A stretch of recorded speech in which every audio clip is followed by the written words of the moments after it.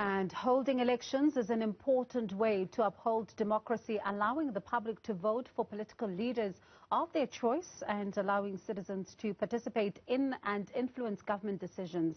On the 1st of November, South Africans will be deciding which political parties they want to run their metros and wards for a fifth time since democracy. To speak to us about why choosing the right candidate is imperative to service delivery, we're joined by former National Prosecuting Authority head, Advocate Vusi Pikoli, and former Mpumalanga MEC, Mohammed Bhabha. Good evening to you both, and thank you so much for your time. I'll begin with you, Advocate Pikoli, and I'd like us to answer that, that very question of the importance of holding elections regularly and in an effort to uphold, democracy. But others are saying that the indicator of a good democracy is not only holding general elections at a time when they're scheduled to be held. Good evening, Bongiwe and the viewers, as well as my dear friend, Mohammed. This is quite a critical issue to raise and discuss. Perhaps this would take us back as to how we got where we are, where we have got a constitution in South Africa. A constitution which is, the supreme law of the land. This constitution came about through lots of sacrifices, pain and suffering. It is a product of our history. Perhaps we need not go far beyond the preamble, because our preamble to the Constitution talks, amongst other things, about three things. It recognizes the injustices of our past. It seeks to honor those who suffered for freedom and justice, and also respects those who have worked to build our country as it is today. Therefore, the question now of elections is a constitutional impact that we find in our Constitution, particularly Section 1D of our Constitution, that speaks to a universal adult suffrage, a national common voters' roll, regular elections. Why? And also a multi-party system of government. All those things are meant for us to be able to elect a democratic government of our choice that will make sure that governance is about accountability, responsiveness, and openness. Now, when we hold regular elections, it's a constitutional imperative, and we need to make sure that we elect the people that we want to elect to govern South Africa, to govern South Africans as a whole. Therefore, it's a critical question for us to always engage in, and being part of voter education, which I think at times is lacking. Therefore, for me, it should not just be a formal process of every 5 years we go to the polls. There must be meaning in terms of what the elected government does for the people of South Africa in terms of the promises of a better life for all South Africans. So for me, that's the basic issue. Mohammed, listening to Advocate Pikoli and also just thinking back to a conversation that a colleague of mine, Malungelo, had earlier on with a resident in the Vaal. She said that she doesn't want to vote because nothing has changed in her life. And Malungelo had to almost try to explain to her just how she can use her vote to basically do what Advocate Pikoli is saying, vote whoever she wants into power. But do you get a sense that South Africans understand the power that they have in their hands when it comes to voting, because we're seeing concerns around a low voter turnout? Are they using this opportunity to hold political parties to account? Good evening, and good evening to my friend, the advocate. There are red lights that are flashing, and that is stemming from apathy that may be creeping in. There is a strong link between democracy and development.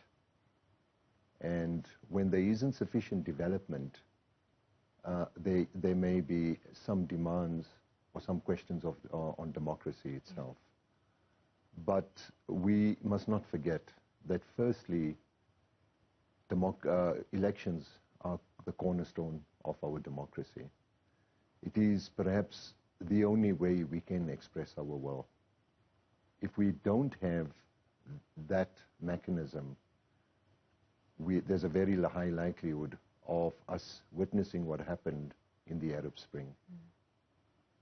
And up to now, to make an assessment, 27 years in the history of a democracy is a very short time.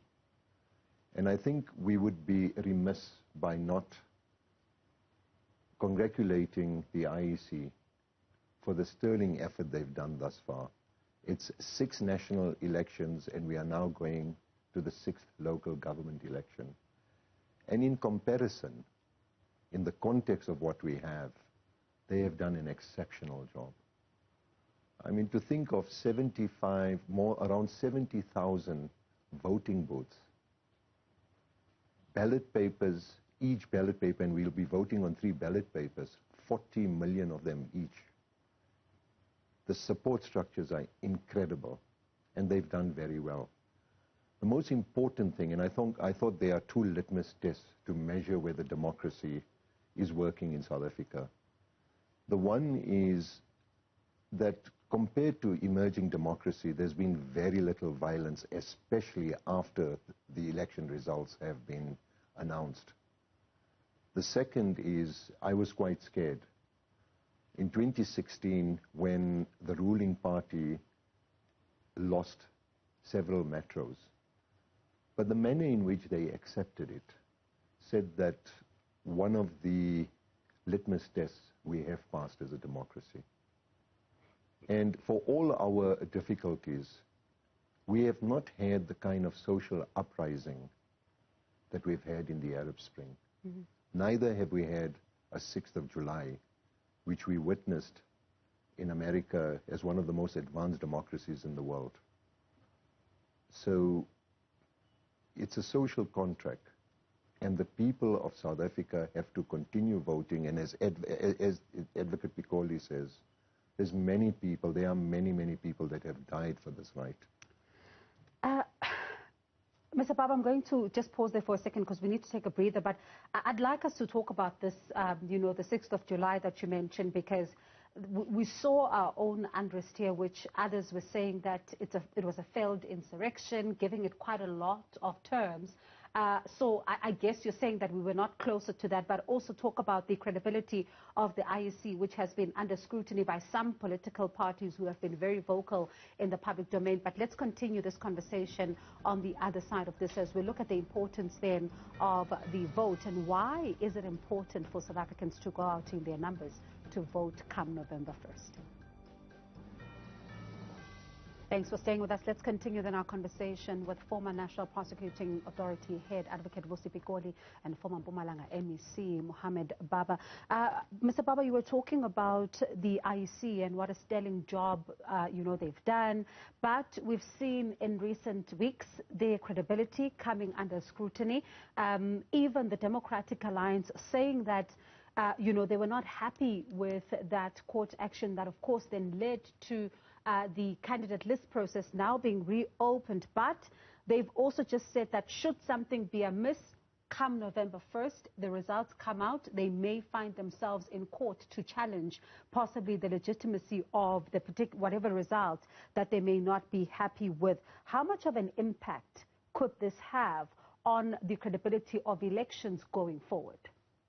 It will have an impact, and it's unfortunate that that approach has been taken, but we cannot take away anybody's right to do that. But the fact that they have suggested that they would go to a court, there hasn't been a suggestion that there would be mass rallies to contest the outcome of the election. What it means is even political parties that are unhappy, and that's why we have an electoral court as well. And thus far, whatever decisions the electoral court has done, the judiciary, the people of South Africa have accepted it, and the political parties. There's been an exceptional majority. I don't think the DA or any of the other parties have suggested that we'll have a repeat or rather will have any scene like what we saw in the United States on the 6th of January. They will access the democratic institutions that were established in the Constitution. So the unhappiness, it does not translate into violence, it just translates into locating it in a different institution that's established in the Constitution. Advocate Pikoli, Abraham Lincoln says, government of the people, by the people, for the people. At its heart is the concept of the population choosing a government through regular, free and fair elections. But some say that elections have become more about politicians and less about the people and less about service delivery. You know, the biggest danger that you can fall into is that of disempowering ourselves as citizens who have got rights. There is no government without people. Mohammed has correctly alluded to the social contract that exists between the government and its people. And the government exists because the people are prepared to be governed by such a government. And when people are unhappy about that government, then they've got power in their hands to change that government if it is not governing in the interest of the people. So this is the power that the electorate has and should be able to exercise, being informed by what elections are about, as well as the form of government that the people want. We've got a wonderful institution like the Electoral Commission, which is also established in terms of our Constitution to make sure that the elections are managed in a proper way. And thus far, they've done an excellent job. And I think the South Africans should be happy because we have not had violence following the election results because of the credibility and legitimacy of the institution itself that delivers those elections. Obviously, when people are not happy, we've got Section 34 of the Constitution that deals with access to courts so that people can go and seek an appropriate remedy in an appropriate forum. Again, when people are not happy, you know where to go, to get a remedy for any defect that might exist. But so for me, the people must really understand that people have got power in their hands. And of course, nobody can be compelled to vote because it's one of those prohibited acts in our Constitution. And nobody should also force another person not. We fought to be where we are today because we wanted to have the freedom of choice to do what we want to do in the manner that we want it done. Advocate Pikoli, though, do you get a sense that people understand, although you say that, and you rightfully say that people should not be compelled to vote, but do you get a sense that enough is being done in terms of voter education to make people understand the importance of their vote? You recall that in my opening statement, I made reference to voter education. That we must intensify the question of voter education so that people then exercise the correct choices, being informed as to what are the consequences of each action that we embark on. If we are not going to vote, yes, you can sit in your home and not vote, but then don't complain about governance issues because you took yourself out of the equation and yet you do exercise the power. The power of one person translates into the power of millions, so that we as the people, achieve what we want to achieve by making the government deliver. Because remember, this Constitution is an embodiment of our hopes and aspirations as a people. Therefore, let us make it work. Let us make it live. It should be a living document. So we need a lot of voter education and education on the Constitution itself as what it means in terms of our rights. Mr. Bhabha, I wonder how much of this contributes to voter apathy. We see the Auditor General's reports year in, year out. Municipalities are regressing. We also see a lot of officials not being held to account for the state of municipalities across the country. Some are facing the music, but not enough are facing the music for the disarray that we are seeing in some councils, in some municipalities, and in some towns. How much of this then contributes to people being disillusioned, to say that my vote really doesn't change anything? I'm sure that the quality of service delivery does contribute to indifference and apathy. But I'd like to just touch on something that you are saying. We have this notion that it's the quality of the politicians that has a direct impact on the quality of service delivery, and which is not necessarily true. In the years that I've acted in local government, one of the biggest imperatives we have is creating an effective state machinery. And that is where we are struggling. There's a second problem, and the second difficulty is that the actual service delivery takes place at local government level. But there's a there's a management or a chain that takes place from policy to implementation. And I think sometimes we are a bit unfair on councillors because they bear the consequences of uncoordinated planning, effective budgeting, and they sometimes play the role or play a stonewall position, a stonewall role for provincial and national government. And the problems may be lying at national and provincial government. Our task, and it's not only voting, but our task is to ensure that we contribute as citizens to creating an effective administration. Regardless of who is in power, the administration will have to be strong. Politicians may go and come. The defining and distinguishing feature is an effective administration.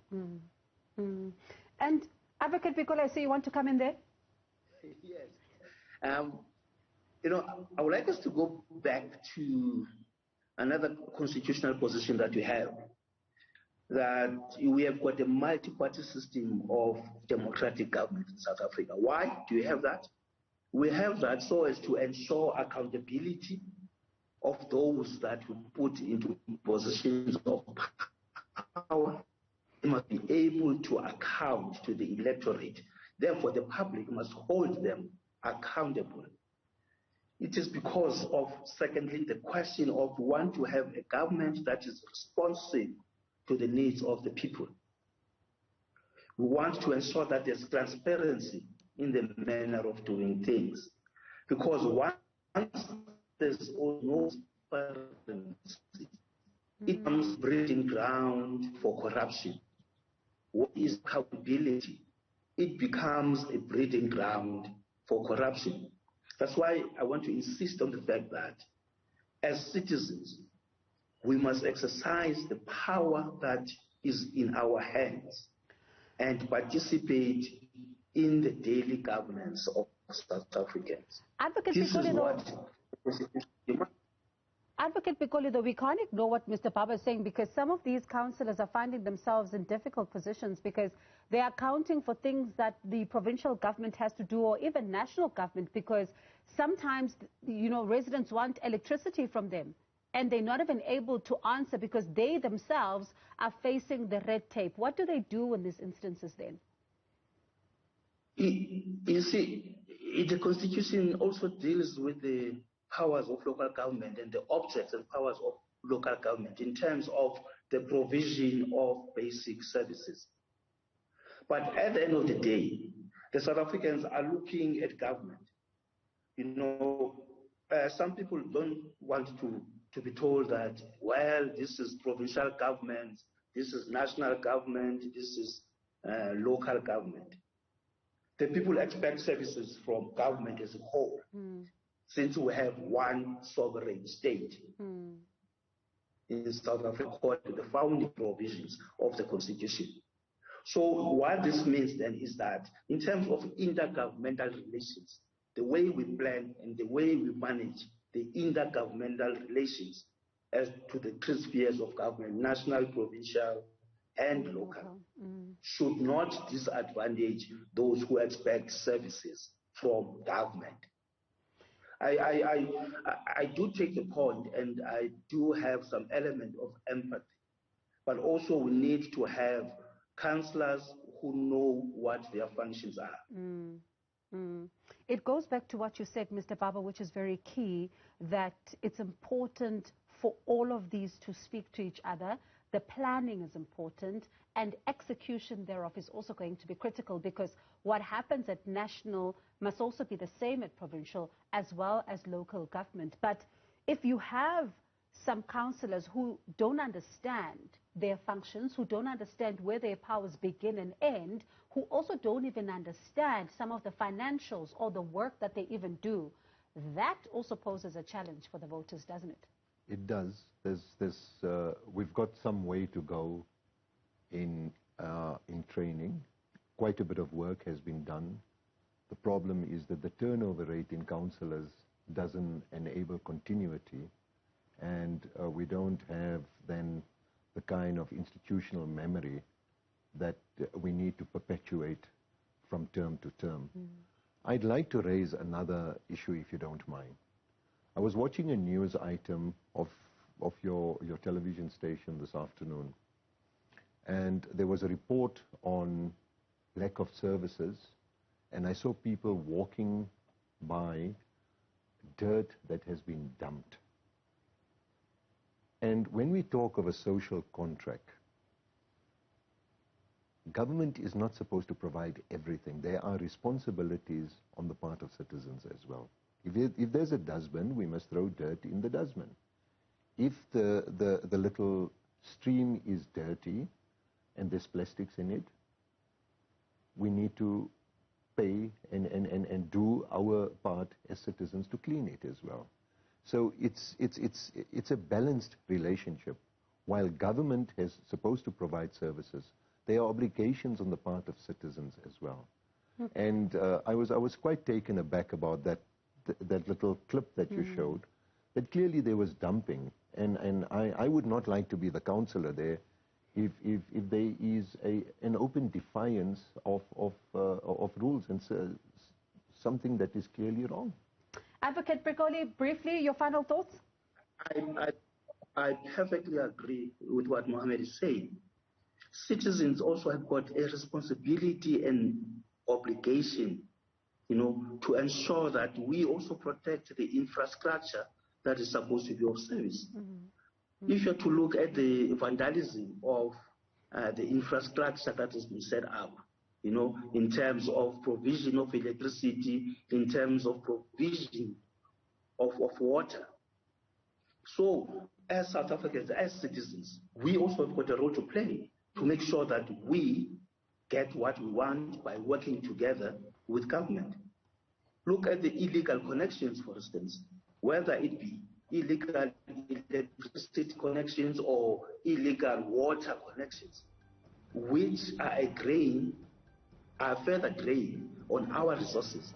Therefore, as citizens, we must be responsible citizens as well to make sure that we respect the law and we make sure then that we get the services that we want. And then we go out in the streets and protest and burn down buildings, at times which are not even connected to the issues that the communities are raising. Unfortunately, we're out of time as we talk about this very important subject and even the responsibility of the citizens, because that also becomes quite important, as you say, for that social contract, Mr. Bhabha. But thank you so much to you both for your time this evening. I do hope that we've managed to just peel one layer of this onion, and in order for us to really start this particular conversation, to understand the responsibilities and the roles of all the key players here. Thank you so much for your time this evening. That was former National Prosecuting Authority Head Advocate Vusi Pikoli and former Mpumalanga MEC Mr. Mohammed Bhabha.